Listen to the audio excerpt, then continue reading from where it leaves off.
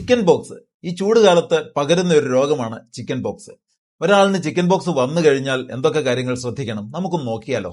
Chicken pox അഥവാ varicella zoster ഒരു virus രോഗമാണ്. രോഗം വന്നയാളുമായിട്ടുള്ള സമ്പർക്കം മൂലമാണ് ഇത് പകരുന്നത്. പനി, തലവേദന, അമിതമായ ക്ഷീണം, ദേഹത്ത് തീപ്പൊള്ളൽ പോലെയുള്ള കുമിളകൾ എന്നിവയാണ് ഈ രോഗത്തിന്റെ ലക്ഷണങ്ങൾ. അപ്പോൾ പ്രധാനമായി ശ്രദ്ധിക്കേണ്ടത് ഈ രോഗമാണെന്ന് നിർണയിച്ചു കഴിഞ്ഞാൽ അഥവാ സംശയമുണ്ടായാൽ മറ്റുള്ളവരുമായുള്ള സമ്പർക്കം ഒഴിവാക്കുക, ശരിയായ വിശ്രമം എടുക്കുക എന്നുള്ളതാണ് പ്രധാന കാര്യം.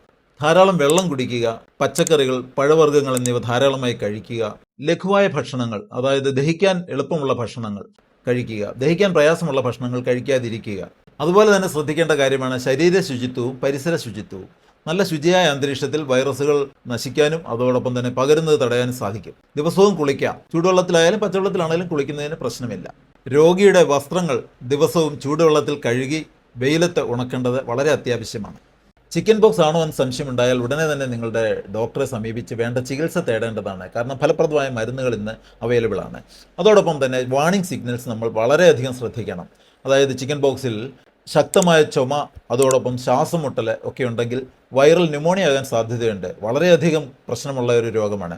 അതുപോലെ തന്നെ തലച്ചോറിന് നീർവീക്കം ഉണ്ടാകാൻ സാധ്യതയുണ്ട്. ശക്തമായ തലവേദന, ഛർദിൽ, ജന്നി ഒക്കെ ഉണ്ടെങ്കിൽ ഒട്ടും താമസിക്കാതെ വൈദ്യസഹായം തേടേണ്ടതാണ്. സാധാരണ ഒരു 7 മുതൽ 10 ദിവസം വരെ കൊണ്ട് ഈ രോഗം ഭേദമാകാനാണ് സാധ്യത. എങ്കിലും comorbidities, kidney disease, heart disease, അതുപോലെ തന്നെ ഡയബറ്റീസ് ഇതൊക്കെ ഉള്ളവർ കുറച്ചുകൂടി ഒന്ന് വിശ്രമം എടുക്കേണ്ടതായി ആവശ്യമുണ്ട്. ഈ ചൂടുകാലത്ത് ചിക്കൻ പോക്സും അതുപോലെയുള്ള രോഗങ്ങളും പടരാതിരിക്കുവാനും വന്നാൽ ഫലപ്രദമായി ചികിത്സിക്കുവാനും നിങ്ങൾ ശ്രദ്ധിക്കുമല്ലോ.